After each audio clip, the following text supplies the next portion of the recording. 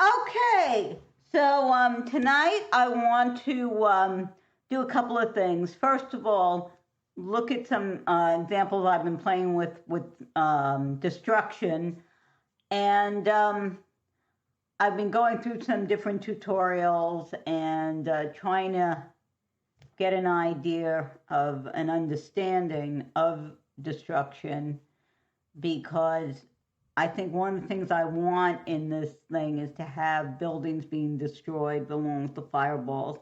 The whole theme is no matter what happens, if you have precious metals, you have something that's still going to be there, um, and still have some assets, and that's the whole concept of hard assets. They're not going anywhere.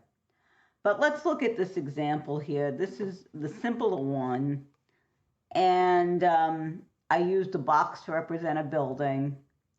Now, the whole key of doing this, the voronoi fracture, which is the very simple, commonly used one, is you scatter points. So let's see if our points, you see, we scatter points, and then you can see the fracture.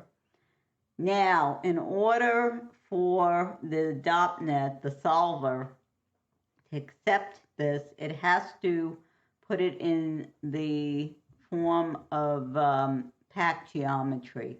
And that's what this does. Now, this is important because I couldn't figure out why it was giving me an error. You have to click on this, which is create pack primitives. I think this is the one. And that is going to go into your solver.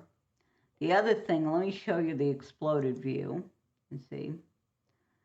Now this here is what is sort of, I guess, the glue that holds it together. So the idea is you want these pieces to hold together while you need them. So this is connect adjacent pieces, and if you look here, you can see it's sort of the welds, if you will, that we can adjust how strong they are. We can turn them on and off.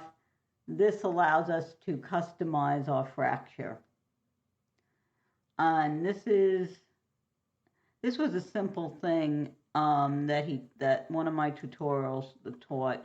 Basically, you have to give it a name that's going to be recognized in here. So if you go in here, where is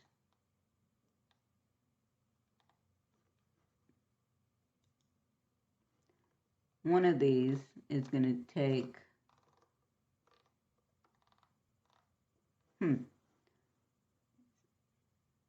thought it was this, maybe here. It's got to take that name. Let me just see. This is the constraints here, and this is what you control to determine how quickly things are going to go. So this is a very simple one, and you can see it collapses. But it's not. The problem with it is pointed out in looking at this.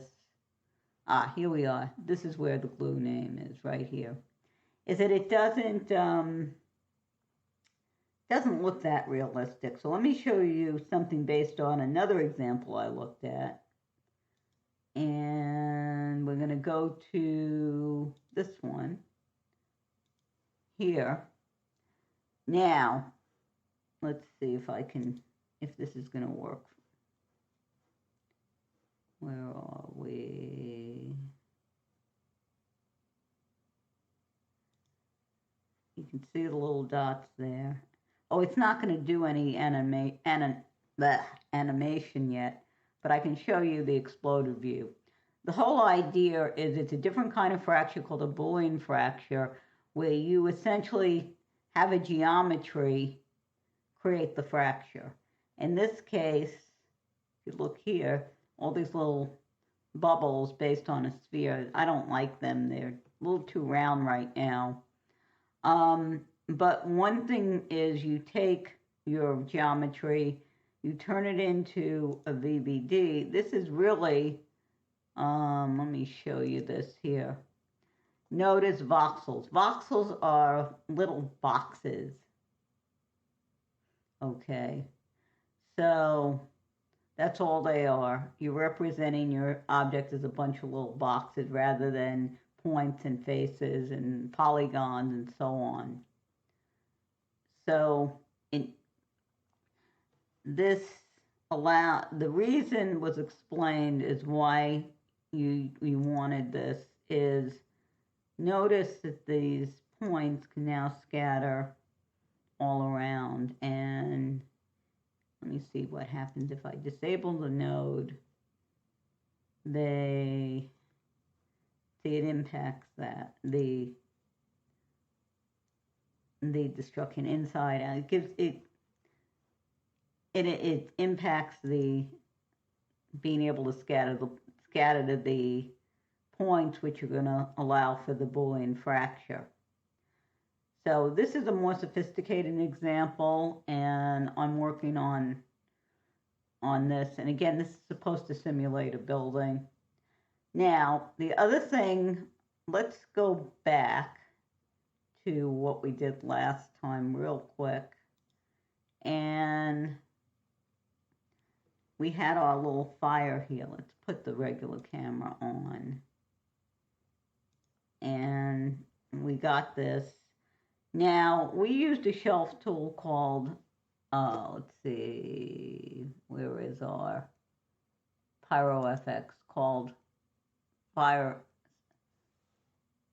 We use the Fireball. Did we use it? They have two different ones. They have Legacy Pyro, Simple Pyro. I think I might have, not sure if I used the Simple Fireball or the Sparse Fireball. But we have this Fireball, and the way it works, we focus a lot on rendering it, but basically you need a source, and they kind of create the source. We're not bringing in a geometry or anything.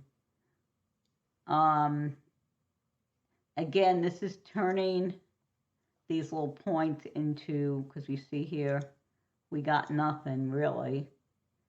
And here, let's see if okay, it's not cooked. So let's see if we get anything once it's cooked. Not really. We get 3 points, but once you stick it in the Pyro solver, it's doing something. It's cooking. But that will give you your heat and all that kind of stuff, which is what we use to render. So let me just give you a quick, if I can stop this. And if you look here, you can see all the stuff that we now have. And basically, it's just taking it's just taking our input and going from there. So this is the volumes for sourcing. And actually volumes, it's not a VBD. And this is, if we want a collision, we can add that here. So this is one example of a shelf tool. Let me start clean here. And okay, we're back. So here's a clean, nothing here. And let's just show you an example of a shelf tool. So let's do a simple ground explosion. And we stick it right here. And what it's going to do is create a bunch of stuff for us.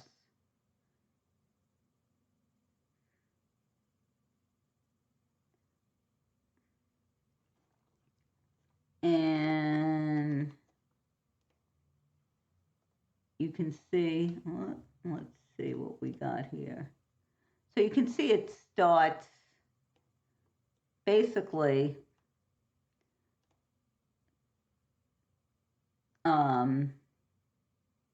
creates it, and this is a good basis if you're trying to learn this stuff for you to look. It looks like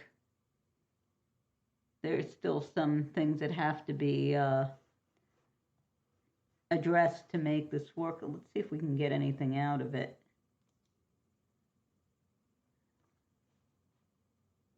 And you can see we got our little ground explosion here.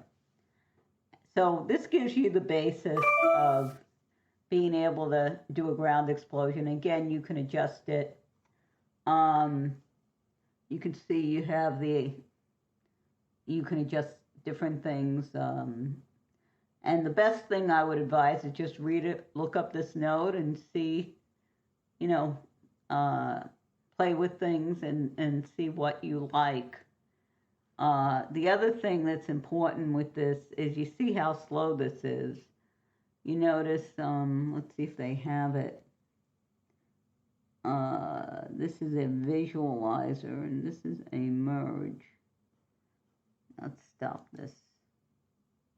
There we go. So, yeah, this merge is complaining about something. Okay, it's a warning, so, and this is giving us, okay, doesn't seem, we still got our little rendering here. So anyway, you can then look at this and go through the Pyro Solver and adjust it how you see fit. And of course, it includes the important things: the smoke, the fire, and so on. And remember what's important for, if you look here, what's important for rendering is the density and the temperature. I haven't seen flame used quite as much. So this is an example.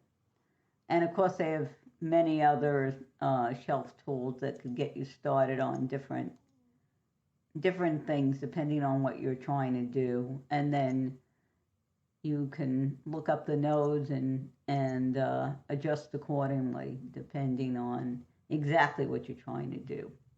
So anyway, so let's recap. So basically, we looked at the simple voronoi example. We looked at a more sophisticated example I'm working on, and we looked a little bit about the actual sim from last week, and also looked there and see how shelf tools.